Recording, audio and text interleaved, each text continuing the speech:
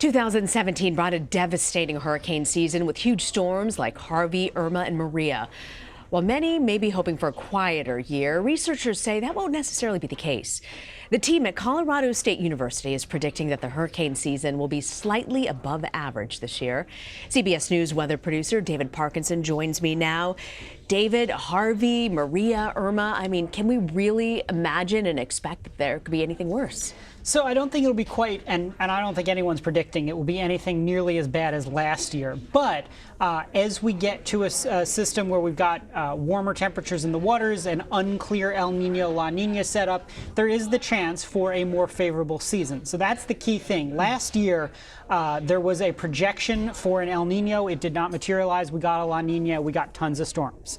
As a general rule, the more strong the La Nina season, the more likely we are to have more tropical systems. And so the forecast this year is for something that's called a neutral. We're in between the two, and that's why we're pretty close to the average. It's slightly above average from the Colorado State team. So in terms of what we're looking at there, you know, the forecast graphic here says 14 named storms. That compares with 12 that's normal and 17 last year. And in terms of hurricanes, we're looking at 7. That's right about your average of 6.5, but nowhere near the 10 of last year. Could you predict this early on exactly roughly where these may hit and whether it could be a category 3 or 4 or 5? Well, so that's an interesting question. So in terms of categories, that's a lot easier to predict because you just look at the favorability of how intense these things can get. So in terms of major hurricanes, that's a 3, 4, or 5. We're looking at 3, that's compared to the 2 average, and 6 last year. That was the big deal. In terms of a landfall, so the forecast that I've got from them here, funny you should ask, the probability of a major hurricane making landfall is 39% this year compared to 31, and a chance of any landfall in the U.S. is 72 compared with a normal year's 61. So again, looking more likely.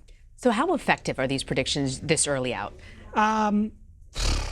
Not great, and I think that they'll be the first ones to tell you that. Okay. You know, they forecasted the El Nino to develop last year. They forecasted a below-average year last year, and as we know, it was anything but that. That's right. And then, for what it's worth, some other folks. So we got 2 dropping today. One came from the Climate Forecast Applications Network, and they're forecasting an ACE value, an accumulated ACE value. What is ACE value? So that's accumulated cyclonic energy, and the way that we get that is we get, I believe it's the sum of the squares of the wind every 6 hours for every storm combined over the season divided by 10,000, I think it is. And then add 2. Right, pretty much, right. So the CSU forecast is for 130, the average is 92, and last year's was a nuts 223. And the reason it was so bad, right, is because we had those categories 4 and 5 for so long. The forecast from CFAN is 73. Which is way lower than 130 and at the low end of their average thing. So again, there's a lot of